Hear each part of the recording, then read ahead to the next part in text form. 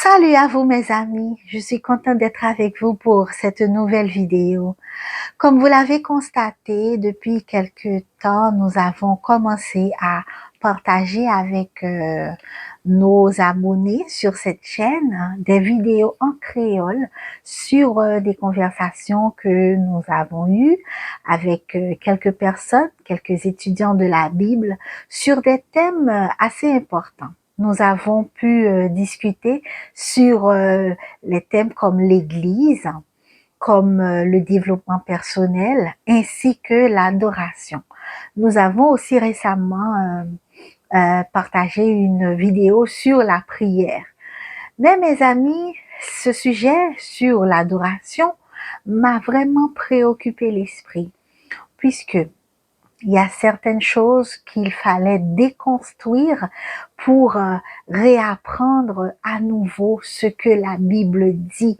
Parce que nous avons passé tellement de temps à faire, à écouter ce que les gens répètent, mais quand on prend le temps d'aller vérifier dans la parole de Dieu, on voit tellement d'incohérences, on voit tellement de différences, parce que la Bible dit une chose et les gens, ils disent des choses vraiment différentes pour faire asseoir leur théorie, pour faire asseoir leur façon de penser, pour dominer les gens d'une manière ou d'une autre. Mais le Seigneur, il veut que sa parole soit connue de tous. Et c'est pour cela que il est encouragé, il nous encourage à étudier la parole et à avoir comme guide le Saint-Esprit, pas les interprétations des hommes. Le Saint-Esprit est capable de nous guider, de nous corriger, de nous conduire dans la vérité. Et donc, j'encourage vraiment ceux qui écouteront ces vidéos de pouvoir se sentir libre, d'être autonome spirituellement, de ne pas dépendre d'une autre personne pour apprendre de la parole de Dieu.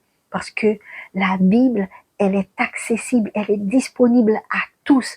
Il nous faut juste du temps pour pouvoir apprendre, pour pouvoir réapprendre, questionner, faire des recherches et partager aussi avec les autres. Parce que partager la parole nous permet de mieux l'emmagasiner dans notre esprit. Alors aujourd'hui, comme vous avez pu le voir certainement dans la description de cette vidéo est titrée Du trauma à l'adoration. Je ne savais pas quel autre titre donner puisque j'y pensais pendant un temps et je me dis voilà, je vais me lancer avec ce titre Du trauma à l'adoration. Vous savez, mes amis, aujourd'hui, on parle beaucoup de trauma à travers, tu vois, d'autres chaînes YouTube dans le cadre du développement personnel, dans le cadre de la libération, etc. Beaucoup de personnes se sentent ou ont vécu un traumatisme quelconque. Et c'est vrai, c'est une réalité. Moi, personnellement, parmi tout ce qu'on peut considérer comme trauma, parce que je réalise quand même qu'il y a des gens qui vivent des situations vraiment pires que ce que j'ai vécu. Et voilà, mais ça n'empêche que ce que moi j'ai vécu ont fait des impacts dans ma vie. Et voilà ce qu'on a comme définition du mot, du terme trauma ou traumatisme même. Ça désigne les conséquences émotionnelles pénibles que peut entraîner le fait de vivre un événement éprouvant, c'est-à-dire un événement qui a basculé notre vie qui était bien simple, bien calme, un événement est apparu et ça a basculé. Et ça peut être des conséquences physiques également. Mais je vous le dis, mes amis, comme j'ai discuté avec une amie récemment, les conséquences émotionnelles sont beaucoup plus graves, sont beaucoup plus énormes que ce qu'on peut vivre de manière physique. Je vais vous donner un exemple. J'avais 3 ans quand j'ai eu un accident et mon menton était vraiment fracturé. Il y a même une cicatrice. Mais mes amis, après le temps de récupération, après le temps de guérison, je n'ai plus ressenti aucune douleur parce que ça s'est cicatrisé. Sauf que si je me regarde dans un miroir, je vais voir la cicatrice, mais je n'ai pratiquement pas de douleur. Et cela aussi, c'est le cas d'une personne, par exemple, qui a été amputée d'un membre. Euh, Tu vois, ça fait mal au début, les premiers moments, mais après un temps d'adaptation, le corps s'adapte, voilà, rapidement. Mais quand il s'agit de traumatisme émotionnel, ça peut prendre toute une vie. Quand je réalise qu'il y a des personnes qui ont 60, 70 ans, qui témoignent avec douleur, qui parlent, qui n'arrivent même pas à parler. Des fois, ils ne parlent même pas. Mais certaines personnes arrivent à exprimer avec douleur ce qu'ils ont vécu quand ils étaient adolescents, quand ils étaient tout jeunes. Et ils peuvent vous dire que c'est comme s'ils vivaient la chose là, comme s'ils vivaient l'expérience, comme c'était aujourd'hui même. Alors, c'est pour vous dire que le terme traumatisme, ça se réfère à toutes ces conséquences émotionnelles. Par exemple, quand on pense à la chose, on peut arriver à faire des cauchemars, etc., etc. Donc, c'est une situation qui apporte beaucoup de peur. La personne a peur. Voilà. Et donc, tout comme bon étudiant de la Bible, on peut se poser la question, mais quand est-ce que ça a eu lieu pour la première fois selon l'histoire biblique? Eh bien, mes amis, on va dans le livre de Genèse, hein? Parce que pour vraiment comprendre quand quelque chose a été fait pour la première fois, c'est dans Genèse qu'il faut aller parce que la Genèse, c'est le début de tout. Et moi, personnellement, j'aime le livre de Genèse pour cela, parce que, bon, en fait, il faut dire que c'est l'un de mes livres préférés dans la Bible, parce que on trouve vraiment, on a une idée de comment Dieu voulait que les choses soient, avant le péché, bien sûr.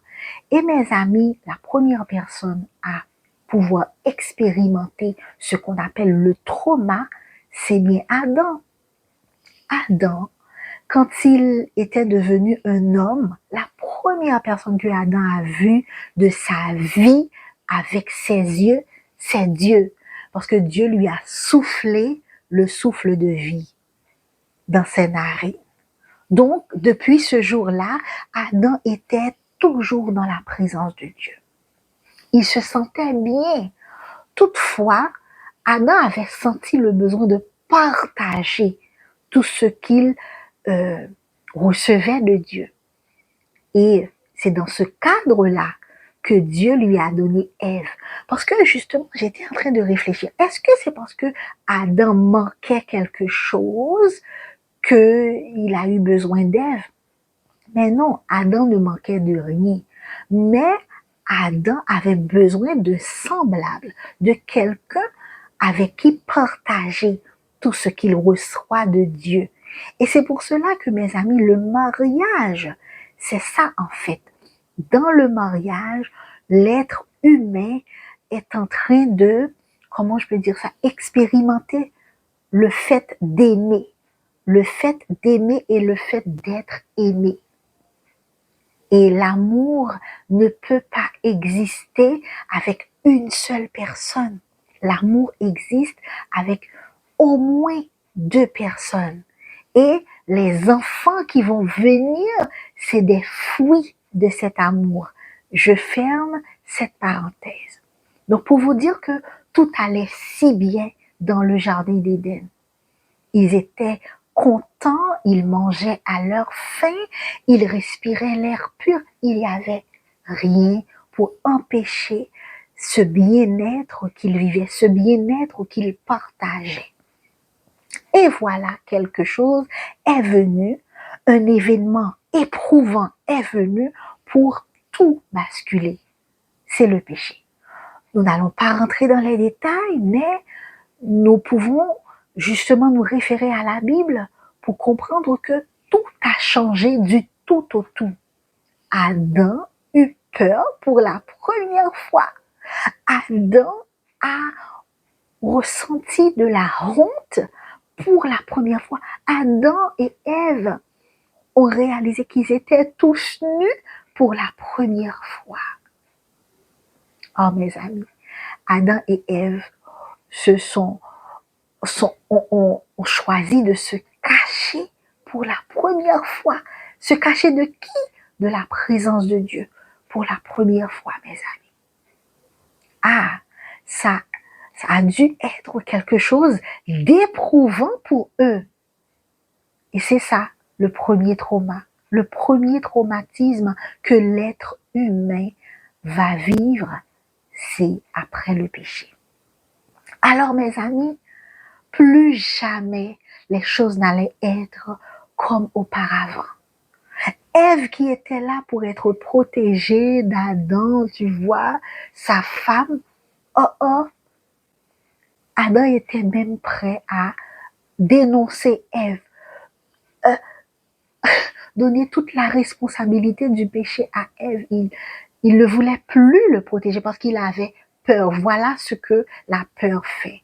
La peur fait que tu perds le contrôle et comment je pourrais dire ça, tu ne peux plus faire ce que tu étais censé faire. Tu étais censé dominer sur les animaux, tu étais censé les protéger, maintenant tu ne peux plus. Tu as même peur des animaux. Et vous savez quoi, mes amis? Ce traumatisme, cette peur que Satan a vécu, a été transmis de génération en génération, si bien que son fils Caïn a dû vivre une expérience vraiment compliquée quand, pour satisfaire son désir d'être agréable à Dieu, qu'est-ce qu'il a fait? Il a tué son frère pour ça. En fait, c'est une bonne chose de vouloir être agréé de Dieu par une offrande. C'est une bonne chose.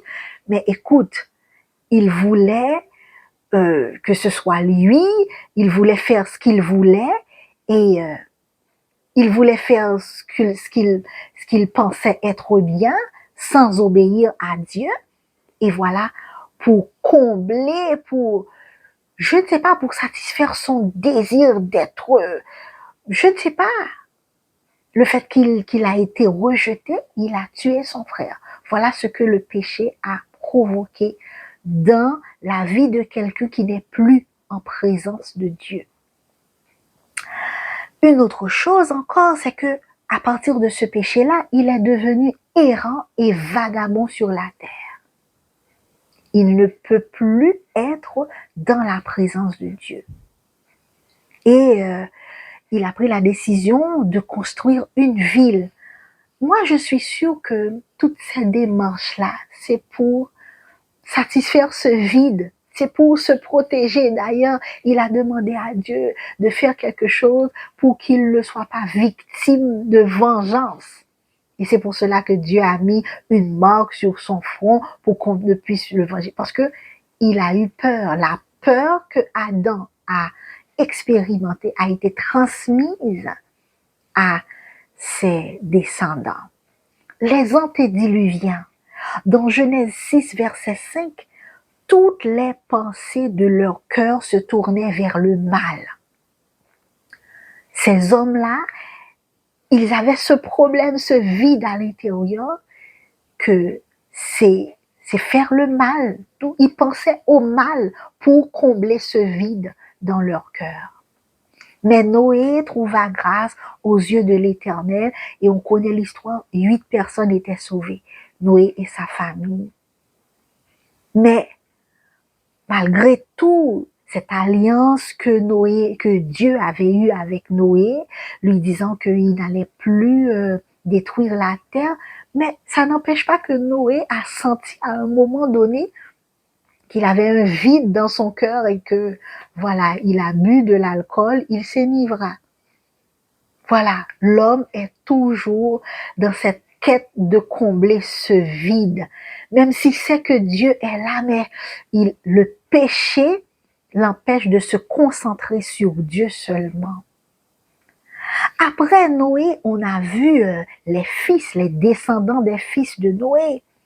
Dans Genèse 11, verset 4, ils se dirent, allons, construisons une ville et une tour dont le sommet touche le ciel et faisons-nous une ville, afin de ne pas être dispersés. sur toute la surface de la terre. Voilà, faisons-nous un nom afin de ne pas être dispersés sur toute la surface de la terre. On voit que l'homme est toujours en train de faire des démarches pour combler ce vide causé par la peur, causé par le traumatisme de la séparation d'avec Dieu. Mais il y a une chose qu'on doit toujours avoir en tête, c'est que Dieu vient toujours au secours de l'homme. Même au temps des antédiluviens, d'ailleurs, le plan avec l'arche, Noé, etc., c'était un moyen pour Dieu de venir au secours de l'homme. Ben, on continue, hein, toujours dans Genèse, avec l'histoire d'Abraham. La peur qu'avait Abraham a fait que Abraham a menti sur sa relation avec sa femme. Abraham, dans sa peur, a commis de l'adultère pour pouvoir combler ce vide dans son cœur. Mais quand, à un moment donné, parce que Dieu était toujours à la rescousse d'Abraham, Dieu était toujours en train de chercher Abraham. Et au moment où Abraham n'avait plus cette peur, il commençait à adorer le vrai Dieu. C'est la même chose aussi pour Isaac. Isaac aussi éprouvait de la peur. Il a reproduit la même chose que son père a fait avec sa femme. Il a aussi, je ne sais pas, il a expérimenté ce qu'on peut dire le favoritisme. Isaac, dans son cas, c'était le favoritisme. Il préférait Ésaü de Jacob. Mais au moment où il a compris au moment qu'il n'a eu plus peur, il a adoré le vrai Dieu. Il a tout compris. Et il s'est soumis à l'Éternel. Totalement. Jacob, oh mon Dieu, ce que cet homme a fait par peur, il a menti, il a trompé son père, il a fait aussi du favoritisme également. Je ne sais pas, il a expérimenté ce qu'on peut appeler manque de confiance et il a échoué à plusieurs reprises. Mais au moment où Jacob n'a plus eu peur, au moment où il a compris qui est Dieu vraiment, il a commencé à adorer le vrai Dieu. Et il était en mesure, lui et sa famille, de s'approprier des promesses de Dieu. Voilà ce qui arrive quand on n'a plus peur, quand on connaît, ok? Parce que tout part par la connaissance. On peut aussi parler de l'expérience de Léa. Léa avait un vide à l'intérieur parce que elle est mariée à un homme qui ne l'aimait pas. Elle le sait. Et elle peut rien faire pour ça parce que l'homme ne l'aime pas, tout simplement. Donc, pour vivre avec tout ça, Léa s'accrochait à sa fertilité. Voilà, chaque enfant qu'il faisait avec Jacob, elle pensait que c'était quand même un moyen d'obtenir l'amour de Jacob. Mais ça n'a jamais marché pour Léa jusqu'à ce que Léa a mis au monde Judas. Ok? À ce moment-là, elle a cessé d'espérer en l'amour de Jacob. Et je crois que le nom de Judas veut dire quelque chose.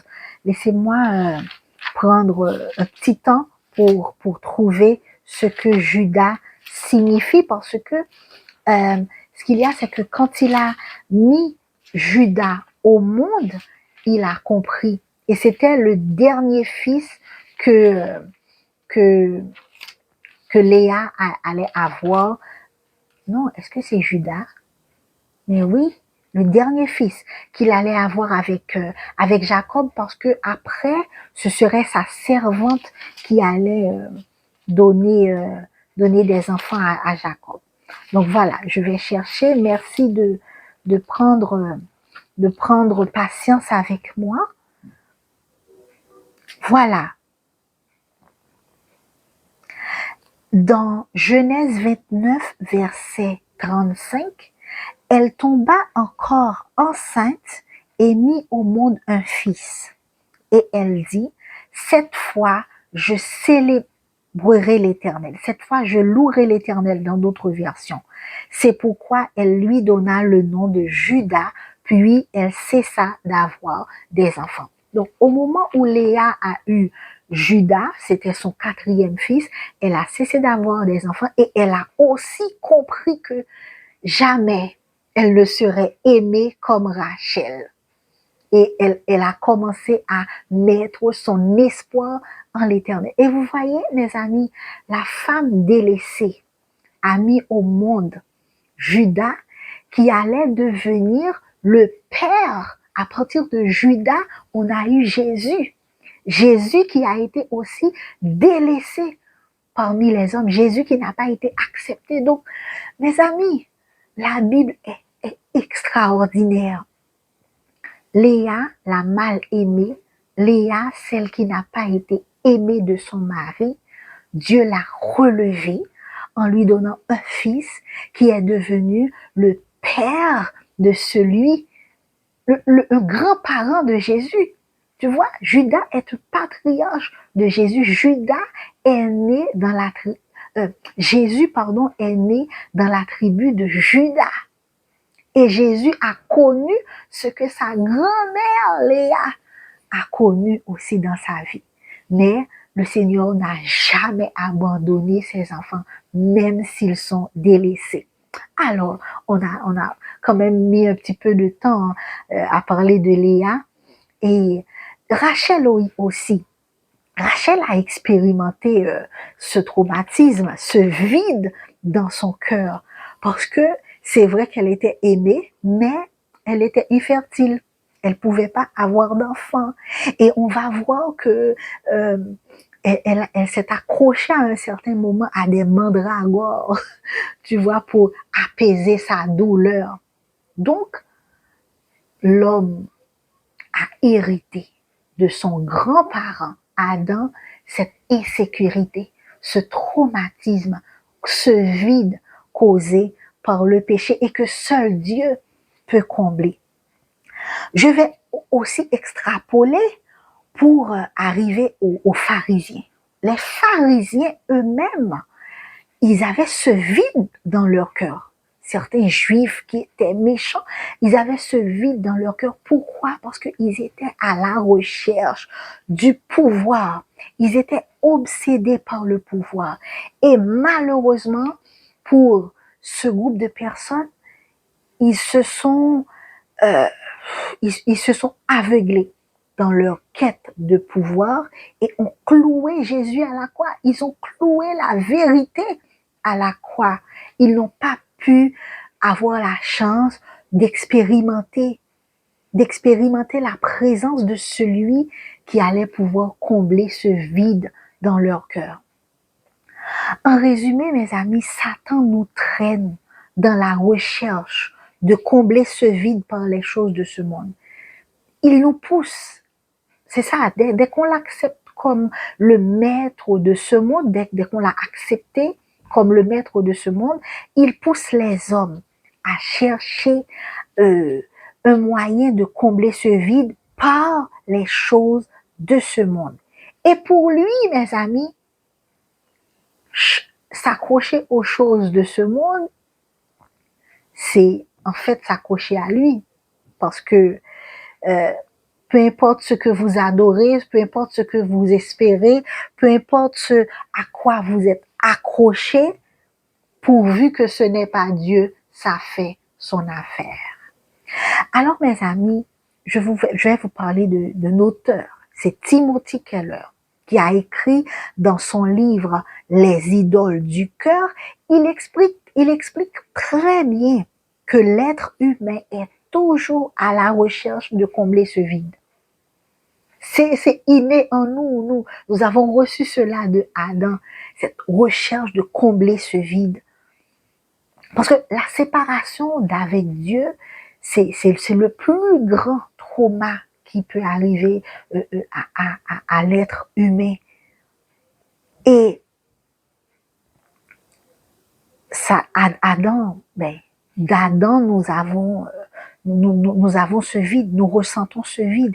Et c'est pour cela que nous sommes tous des adorateurs. D'une façon ou d'une autre, nous sommes des adorateurs. Ça peut être les choses de ce monde qui nous entourent, mais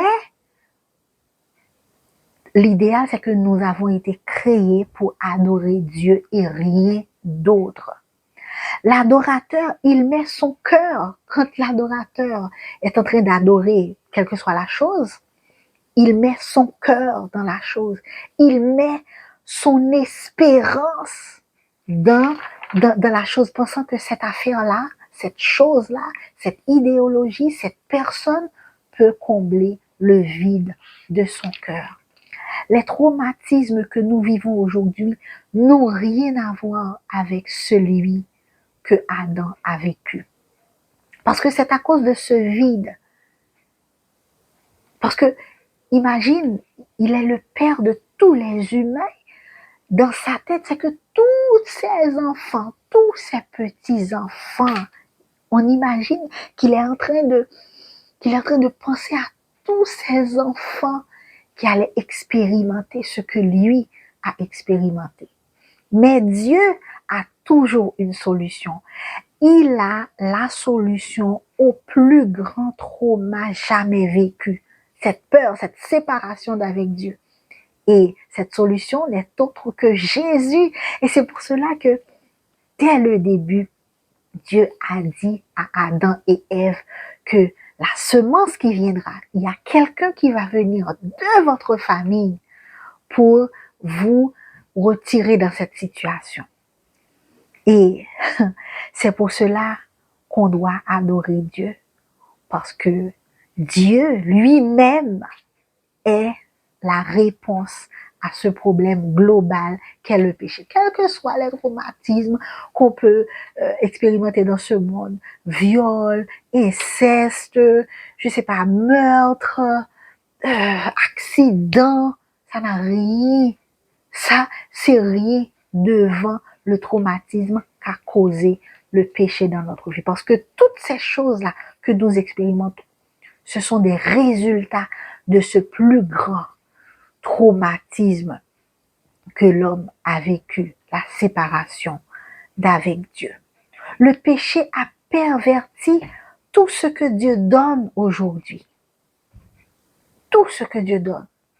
Par exemple, je me souviens dans une vidéo, on a parlé de ces choses-là qui gouvernent le monde, c'est-à-dire que les gens cherchent ces choses, la richesse, le pouvoir, le sexe. Maintenant, ces éléments-là, ils sont devenus des outils pour propager le mal, puisque c'est Satan qui gouverne le monde. Mais dans le plan initial, ces éléments étaient là pour le bien de l'humanité. La richesse pour faire le bien, le pouvoir pour protéger, pour servir, le sexe pour honorer Dieu dans le mariage, selon le fait que le mariage mais quand on expérimente le mariage, c'est l'image de la personnalité de Dieu. L'intimité ne devait pas être faite de la manière dont les hommes sont en train de l'expérimenter aujourd'hui. C'était pas ça le plan de Dieu. L'intimité devait être quelque chose de précieux, de merveilleux entre un homme et une femme. Alors mes amis, si aujourd'hui vous vous sentez accroché à certaines choses, comme si sans ces choses-là vous ne pouvez pas vivre, etc. Ça veut dire que effectivement vous êtes un humain. Vous êtes tout simplement un humain et c'est normal d'avoir ce vide. Mais permettez-moi de vous dire que ce vide ne peut être comblé par les choses de ce monde.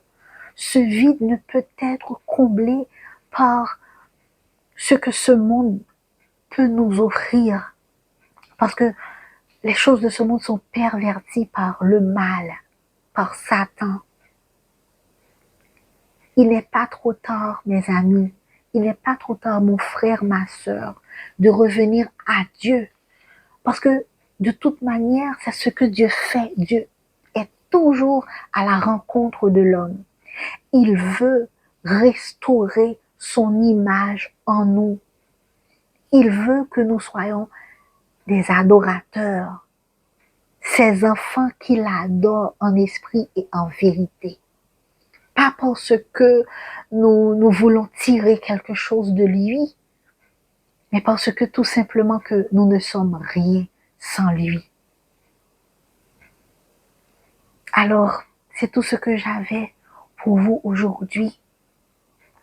Continuez à étudier la Bible et vous allez voir que il y a tellement d'éléments, c'est comme un puzzle. Quand on met tous ces éléments ensemble, on voit un Dieu rempli d'amour, un Dieu qui est prêt à s'humilier pour nous montrer son amour. C'est tout ce que j'avais pour aujourd'hui, mes amis. Que le Seigneur vous bénisse et qu'il vous protège, qu'il vous éclaire les yeux sur la vérité qui sauve, la vérité qui délivre. Bye!